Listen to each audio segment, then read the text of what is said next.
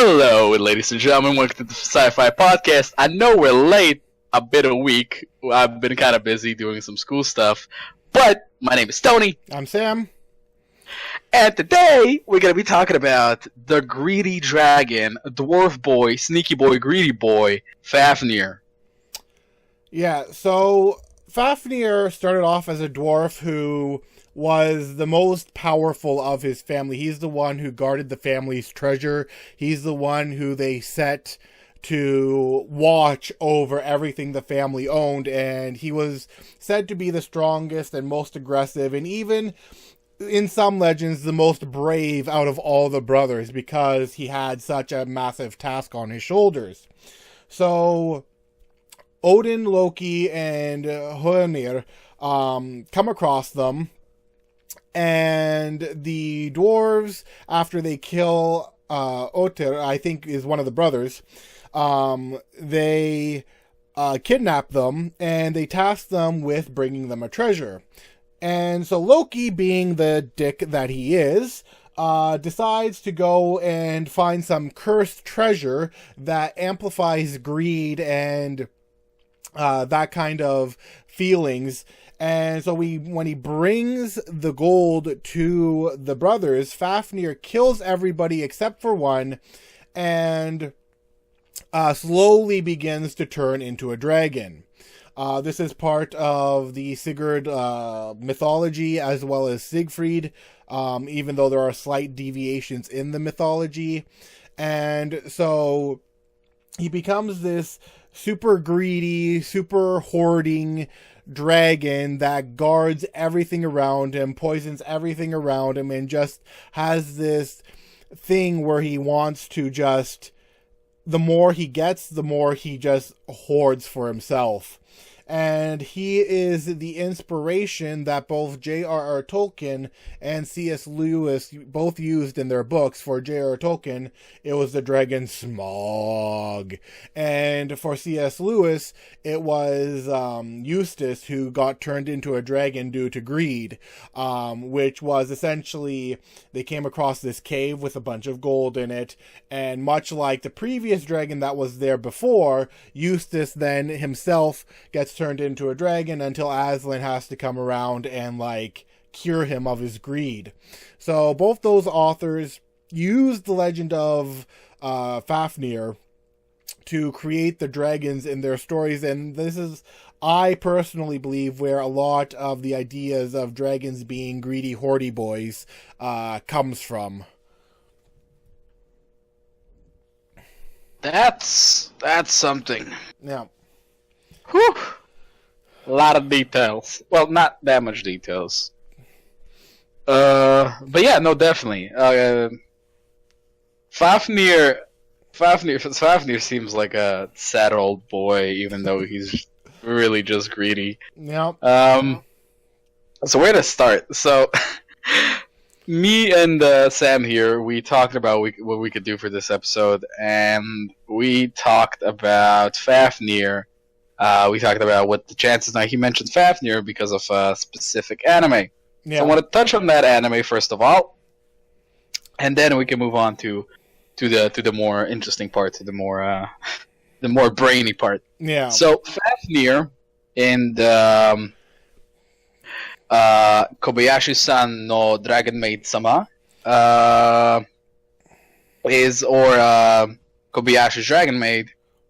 Fafnir is depicted as this somewhat middle-aged, 20 to 30, more like 20 to 30 years old man, young adult, long black hair, and dresses up in a suit. Yep. He's very gloomy. He's got bags under his eyes. He's not somebody very prone to socialization and being sociable with other people. But there is something that actually, because I didn't realize that some of the dragons in that anime actually had a meaning behind them. And during a bootleg version of Dark Souls, which another character introduced to him, he wasn't, he just couldn't, because of his greed, because of his natural greed, through what Loki did to him, he wasn't able to stop opening a mimic because he was so obsessed with the treasure. Yep. And that's when I was like, this doesn't seem right. Nobody who would play video games, even if you've never played video games, would keep falling for the same trap. I have to check this out. And as soon as I was about to type Fafnir into Google, my head exploded, and I called myself an idiot because I didn't realize sooner. Yeah. Because first of all, his form is depicted as the same as the one on the picture we have on the screen here. For the people that are unfortunately are not viewing this on Twitch, he is depicted as a lizard-like dragon with an extended body and a heart-shaped head. And the anime is the same way. His dragon form is depicted the same way. So kind of the transformation he does into the human form correlates with that. He's a very lengthy, like very limby boy. He's got long legs, long arms, long hair. It kind of correlates with how he looks as a dragon, which I think was an amazing transformation. Mm-hmm. Now, he later on becomes good friends with a shut-in. No, not a shut-in. He goes to work, but he's a gamer. Yeah, and he's an otaku. Because of that, yeah, an otaku. He's because of this gamer's pride, I guess, in gaming and his love for gaming. And because it kind of correlates with his greed a bit, where he wants to get everything in a game. Probably this is how I understand it. Where he wants to discover everything in a game, and he really wants to complete it. His greed kind of takes over him, and he really wants to play these games with him, so he can have a good time, so he can enjoy himself, so he can kind of fill in the void from being in a human world and not with his treasure. Yeah. So he becomes very much accustomed to living as a human and to living with this human roommate. And I feel like that's where I want to start off on the psychological side. I want to go back to when he was not a dragon anymore, and I want to talk about how he probably was as the strongest one of his family. Was he always this way, or was he already greedy, and that's why his greed got even bigger as Loki tricked him with the cursed gold? Or was it because he wasn't as greedy that he got the bigger part of it, So let's do that. I personally think he wasn't as greedy because, remember, he had the task of guarding it from, like, even his own family. Yeah. He was guarding the treasure because his family was likely more greedy, because if you think of Regan, he wanted to kill Sigurd to get the treasure. So the other dwarves were already greedy little bastards, and Fafnir was the one who's like, no, stay back, until Loki came up and corrupted him with the gold that corrupted him with greed. Yeah, that's what I wanted. That's what I meant. Like, usually, how I see, I feel like this is a case of using the seven deadly sins because usually the way they're depicted is they're depicted as they are the sins that they are, but they're not in the case of like, we were here, we were the ones that created this sin. They're usually embodiments of the sin. None of these demons, none of these seven deadly sins ever chose to be what they are.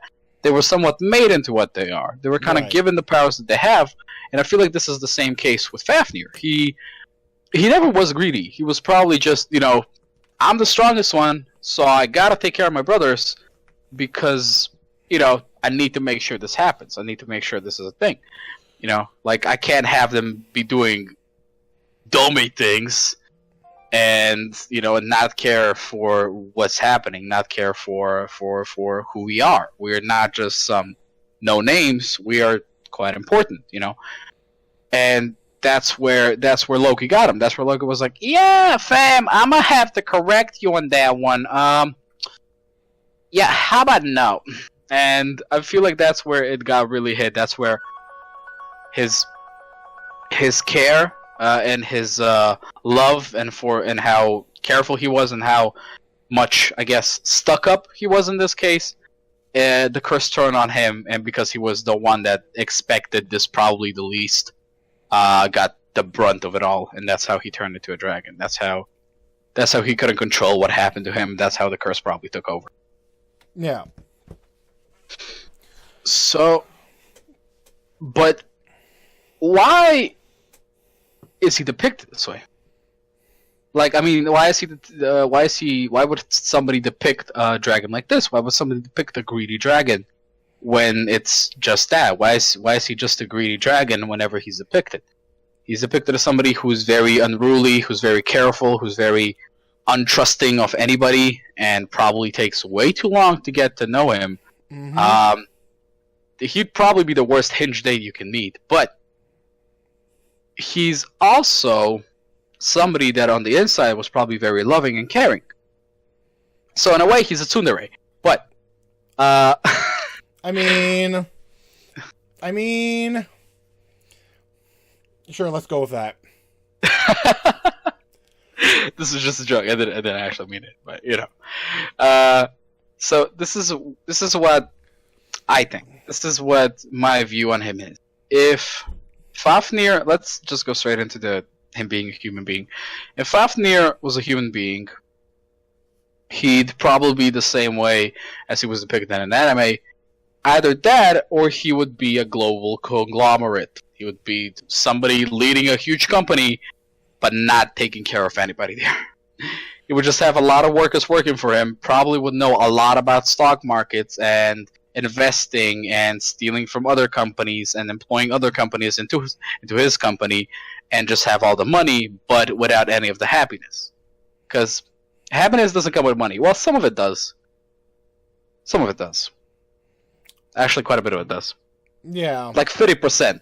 Like 50%, okay? But the other 50% would be, he'd be lacking, and you can't be happy with, just having money. It would be impossible. You would be alone. And everybody knows the tale of Scrooge McDuck.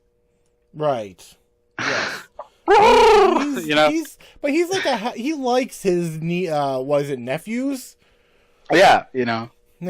And that's why I had the duck reference, because even though he's a greedy man, I'm pretty sure that eventually, if the right person came around and met Fafnir in the real life, that could actually show him that, whatever corrupted you, it corrupted you. You're not the one at fault. Like, God knows what happened. He could have been a very nice company leader, and he got screwed over by the government, and so this is a way to pay them back. And that's why he's so gloomy. That's why he's always so, I want all the money, But all of a sudden, you have this woman. He meets this woman, or this man, not judging. He meets this woman or man, a partner, and he's like, yeah, no, I totally understand. I get it. Maybe I should not be this stuck up. Maybe I should not care that much about it. He's still gonna be the same greedy guy because, obviously cursed. Mm-hmm. But if it were in the case of him being just a human, he'd probably just be like, okay, I understand. Maybe I became the problem. Maybe in my search for vindication of myself, I guess, would be a term. Or, I guess you could say revenge. He wanted to get revenge, and in my getting of me wanting to get revenge, I became blind of who I became, or of who I was, and I became somebody that I probably didn't, wouldn't ever want to become. I was blinded by my rage, which I guess in that case, or greed in that case. I feel like one of the characters that I would like to connect him to a different series is Wilson Fisk from Daredevil. And this just popped into my head as I was talking about that one woman. Mm-hmm. Wilson Fisk treasured everything he had. He treasured his followers. He treasured what he made from Hell's Kitchen. He treasured pretty much everything around him that he owned, that he created for himself. And then all of a sudden he meets this woman as well. Mm-hmm. In this random place, in this random art museum, and he's like, wow, that's hot. that's hot, and he falls in love, and he doesn't just fall in love; he's madly in love with this woman. And I feel like this is the case that would happen to Fafnir as well. He would just all of a sudden, like without even knowing it, oh my god, that's yeah, because even Wilson Fisk in the show, he we know as time moved on, he realized that him falling in love became his weakness, and luckily for him, his lady wasn't that weak. Mm-hmm. She was quite resourceful. So yeah, so this is how I see Fafnir as a human that would be able to be depicted. So two things you mentioned that caught my interest.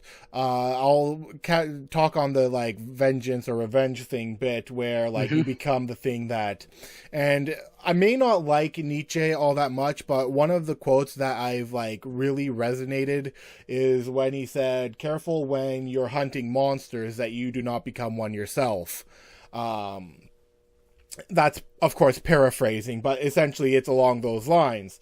So that is a very good, interesting thing that could be seen in the thing that he became the thing that he was guarding, or that he wasn't supposed to be. He became that thing that he was fighting against. Much like, I guess, Two-Face in The Dark Knight. Batman. Yeah. Yeah. And then the other thing was how he, like, I was reading another person, I don't know if he was a psychologist or not, but he was saying how they were talking about money, and they were saying that money only amplifies the thing that you have before. So if you're a giver and you do all these things and you get more money, you'll be more of a giver. If you're a generally happy person and you get money, you'll become more happy. And then if you're greedy before you get more money, you will become more greedy when you get more money. So it's more of a tool that amplifies what you become. So that was another thing that, like, I was thinking was, like, maybe this person was maybe he was pretending not to be greedy, but when he then got money, he became super greedy. And maybe it's not, like, somebody in the business world. It doesn't have to be somebody in the business world. It could even be, like, an entrepreneur. It could be, a person who comes in via lottery, anyone who comes into any source of wealth, whether it's family inheritance, lottery, an invention, entrepreneurship, whatever. And if they already have that personality lurking, they suddenly become more greedy. And that can bring them and it does often bring them to some sort of ruin when they reach that level of money, versus the people who, when they reach that level of money, they're like, okay, I will do one of the other things. But of course, there's always a negative aspect, especially if money is an amplifier, which kind of resembles Fafnir himself, because when Loki brought more gold that, albeit was corrupted, when he still brought it, it amplified a greed that perhaps wasn't there, causing him to turn into that dragon. And the reason he turned into a dragon, from what I've read at least, is because the Norse apparently considered serpents and dragons to be very greedy creatures. Like, even before Fafnir became a legend, they considered dragons and serpents to be very greedy creatures. And that's kind of like, okay, but where did that come from? Like, that had to have come from somewhere too. Like, what made the Norse and, like, people, the Scandinavian people, what made them symbolize snakes and dragons with greed? Yeah, it wasn't just the Norse. Like, it was also, like, the Bible, for example, presents a serpent as a greedy and envious, being. Mm-hmm. Well, I feel the reason why is their form, probably. It's how spiders are presented as something to be feared, something that's disgusting in a way, something that should not be seen as acceptable. For example, let's say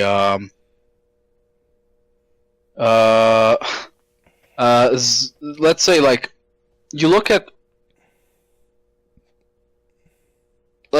for example, you look at Arachne in mythology. Yep.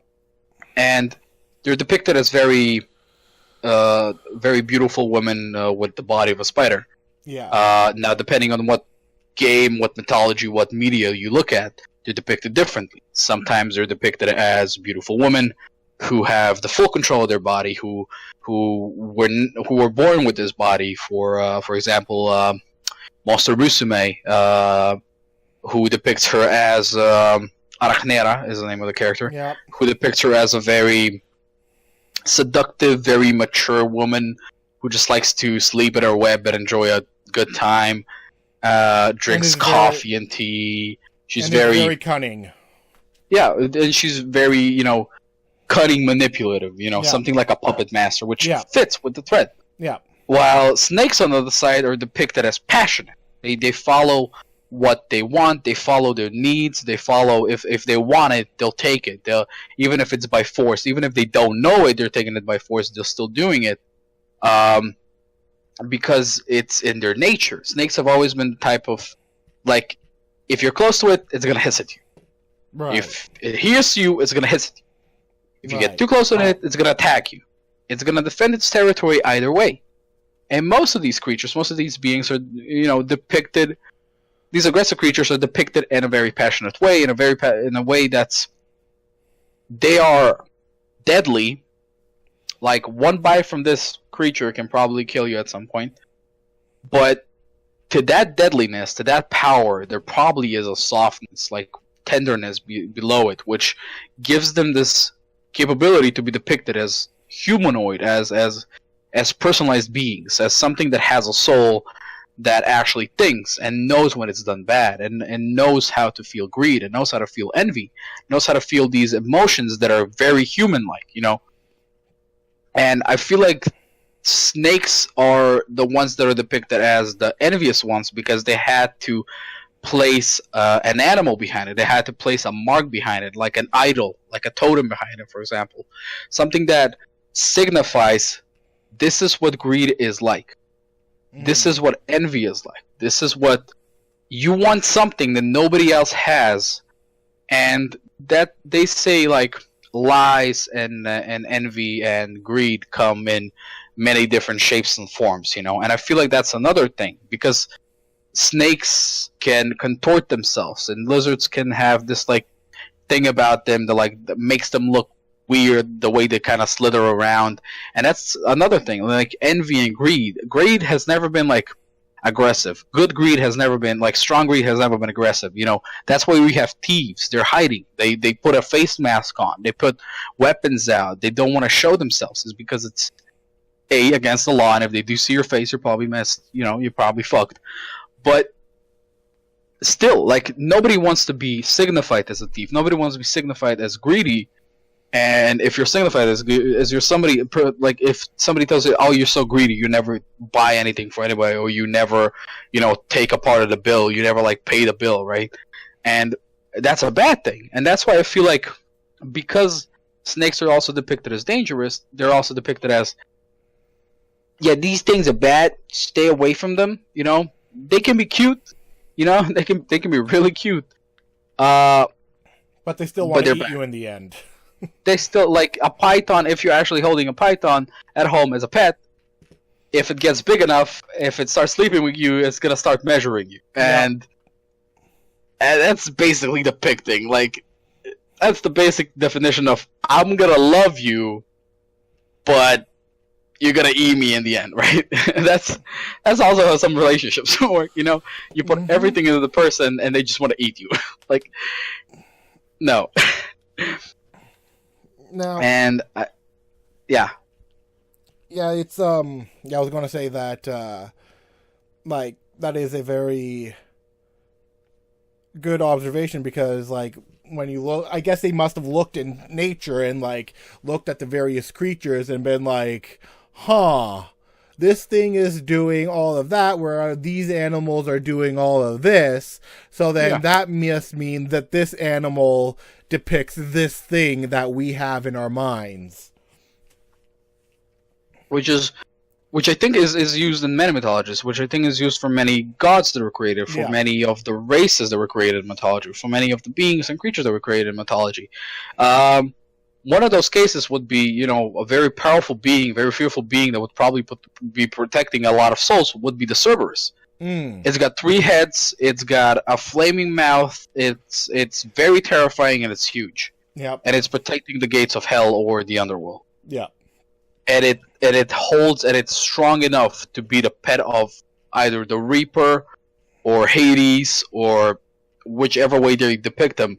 He's basically protecting an even stronger being, which is another thing. It's a dog, it's a guard dog. Yeah. And most people are scared of guard dogs. Yes. They chase you, they don't like you where you go, and stay way as far away from there, and you should be fine. Unless you're welcomed in and it wants to sniff your butt, get the hell out of there. And that's why I feel like animalistic creatures depicted, animal creatures or animals depicted in mythology, be it lizards, be it snakes, be it spiders, as I mentioned, be it dogs, be it birds. There's always something that these creatures do, that these creatures have in their nature, that is then translated into the creature they present, the being that they present, the mythological personification of their existence that they present. Which I think is in the case with Fafnir. He was a dwarf, but because of his instincts caused by the curse, his greed, his need for, I guess in a way, survival, to, like, let's say he went against the curse. Right. Let's say he wanted to Fight not it. follow it. Like, let's say he wanted to really go against it, really fight it. Yeah. What would happen with him, The curse would probably get stronger and stronger and stronger, and I feel like that might have actually been the case. Maybe he, after killing his brothers, he realized, no, this is wrong. What am I doing? What am I doing? And it just kind of went, nope, you're not doing this. If you're going to keep fighting it, it's going to get stronger, because curses are not known to be lifted as easy if it's something like a curse that was from a treasure, right? And that's an interesting thought, because when Sigurd kills Fafnir, Fafnir himself tells him that his foster father was planning on killing him. Like, Fafnir was the one who told Sigurd, by the way, the person who you think is your father, who has acted as your father, yeah, he's going to kill you, and then he's going to take all the gold.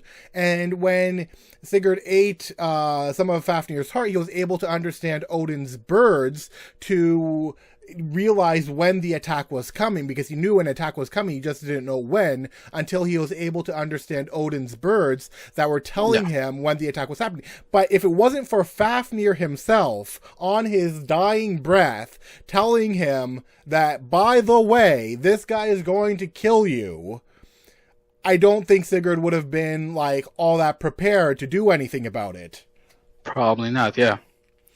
And, like, that's another interesting thing. So, like, when he was dying, he must have reverted back to who he was before he became the dragon. He didn't obviously turn into a dwarf again, but he definitely reverted back to his, perhaps, original personality. Yeah, because we don't know how long he was a dragon. We just know he turned into a dwarf, and he was... Turned into a dragon, turned into a dragon, yeah, from a dwarf. And that's what hits me the most, right? Like, what if the curse is broken? Like, can you even break a curse? What would happen then? All this treasure, wouldn't all this treasure that he has also be cursed? Yeah. Because let's say somebody's like, yeah, you know what, this big ass dragon is fire breathing, let me go steal from him real quick. I might just do this real quick. They kill him, or like they either kill him or they don't kill him, but they steal the treasure while Fafnir is still cursed. Yeah. would that like make it? Would somebody stealing his treasure transfer the curse, or would it remove the curse from Fafnir? Well, that's an interesting thought because J.R.R. Tolkien, if you recall the account of Thorin in The Hobbit, it seemed that the curse transferred over. And that's why Thorin had to die, because the curse from the dragon transferred over to Thorin, and Thorin was becoming like the dragon. So, in J.R.R. Tolkien's, and even in C.S. Lewis's mind, the curse of the gold, or the stone that Thorin was looking for, whatever it was called again, I can't remember off the top of my head, that thing made them become greedy, made them become dragon-like. In the case of C.S. Lewis, it even made Eustace become a dragon, whereas Thorin was becoming like a dragon, like metaphorically. Yeah, and that's why I'm interested. Like, what? Let's say Sigurd or Siegfried would get this brilliant idea. You know what? Maybe if I make a truce with the dragon and I don't kill him, and I just nick a bit of his gold, the story would probably be much more different. Oh yeah, and just imagining Sigurd's, I think it was Sigurd's father, adoptive father, that was like, yeah, I'm gonna kill my son after this one. It seems like a good idea. Yeah. Let's say he returns back with a coin, right, from the dragon, and he's like, "Look, father, what I got. This is amazing. Yeah. Did you kill the dragon?" "Of course I killed the dragon. I have its treasure." And then slowly that treasure like starts gleaming and gleaming and gleaming and gleaming, and he starts suspecting, that somebody's gonna steal it. And all of a sudden he's just like, "No, probably my own father." Yeah. And he goes to his father's chamber, he pulls out his blade, stabs him in the heart. Yeah. And at that moment he says, "I know you wanted to steal from me." And at that moment, because a greedier person that did the same thing, that killed somebody close to them, like his father, like in that moment, it could happen that Fafnir, who shredded blood because of his curse, would be released because another person, because of the gold's curse, because of the treasure's curse, shed blood again. Right. Because I feel like this curse was made even stronger by also, of course, Fafnir not being an intentionally greedy person, like an initially greedy person, but also is because all the blood was spilled. Right. Because blood magic is much stronger than the normal magic. Blood curses are much stronger than normal curses. Voodoo curses are always stronger than normal curses. And I feel like at that point, if blood is shed, it would immediately take the curse away and implant it into the other guy, into Sigurd, and Sigurd or Siegfried would become the dragon. If this happened, if they became greedy with the treasure's curse, and then killed somebody because they suspected them that they were gonna steal from them, or they just really wanted to get something or steal something or have the gold of somebody else, and it would kill for it. And at that point, Fafnir would probably be cured of the curse, not turned back from being a dragon. Probably, nobody knows. I don't think lizard shedding skin works like that, to be honest. Yeah, I mean, it is Norse mythology, so. You never know. Work. Yeah. And on another thing, Odin's messengers that relayed the message for once he was able to understand them, I think they would also have a pretty big part in it, because they would, because Odin probably knew about this. Of course, Odin knows everything. He's a talking, walking Gandalf from Norse mythology. Like, he's just a very, very strong man. Well, he traded his eye for ultimate wisdom. So and I feel like that would be another thing. Like, the reaction Odin would have to something like that happening. This all-powerful dragon's curse is now transferred. This happened. What if I could take over it? What if I try to control it? Try to control Sigurd, and I try to make people try to use him to make greedy soldiers. You know, to try to make somebody go to that extent. If I could use him to, or like any other god, for example, Loki, if I could use Sigurd or Fafnir because of their curse, if I could use them to make other people as greedy, or like to have people become this greedy so they kill for my own benefit, you know, like that. One of those gods would probably actually use a curse as strong as this to do something more than just, you know, what Fafnir did. Now that would probably be Loki.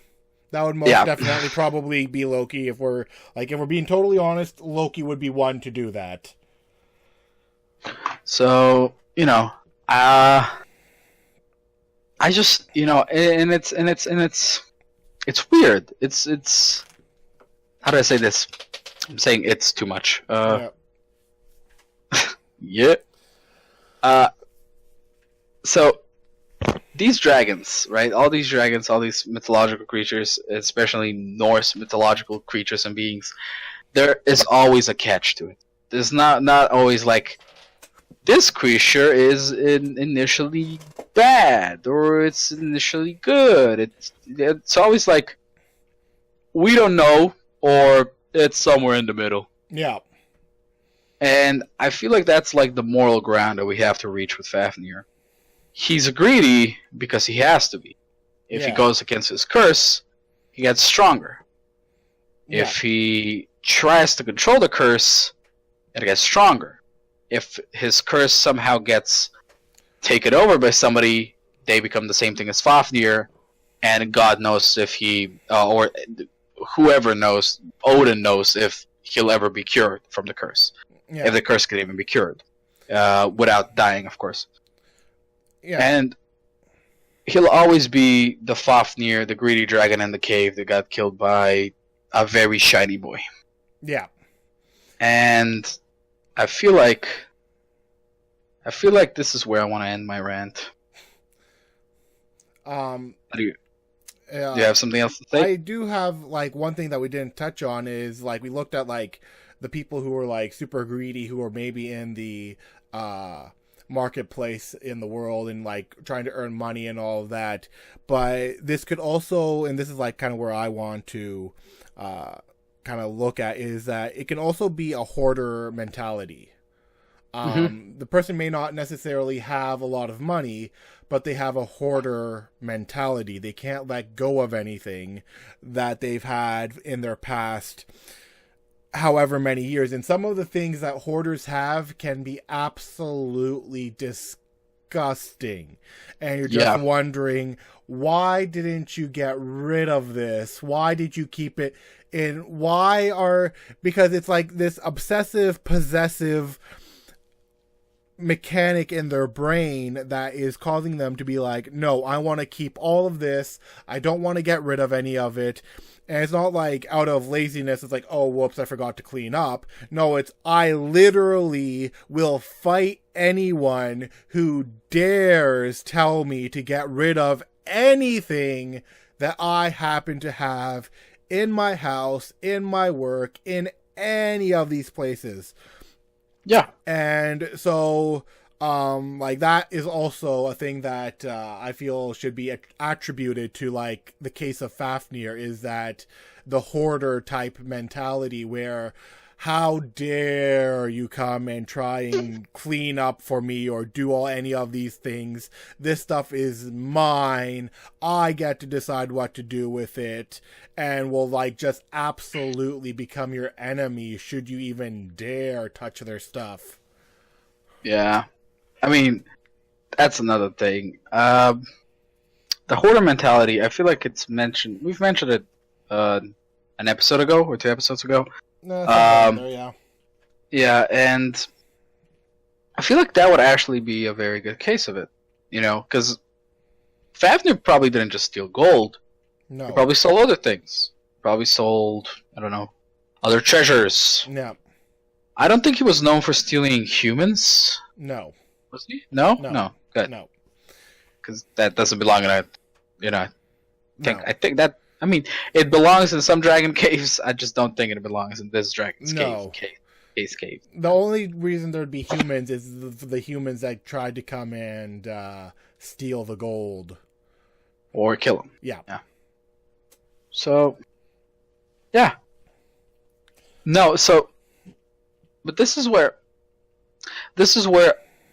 I also want to add something. So, let's say Fafnir was not just a greedy dragon, or like wasn't a greedy dragon, he was just a hoarder. You know, like he was just somebody that, you know, he wasn't like, I want to have everything. He's just like, because I'm a dragon now and I'm powerful, I can have this thing, and that's just it. I can just have it and I can keep getting stuff instead of like, I want this, I can just have this. Like, this is mine, you know. Right. Now it's, and like, who's gonna steal it, right?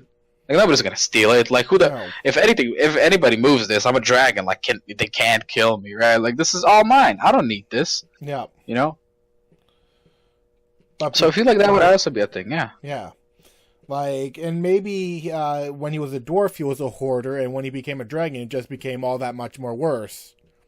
Which in turn your psychological reason that, like, if you were something, if you get money, yeah, or if you get power, yeah, you become even more of that. So yeah, that actually could connect. Yes. Yeah.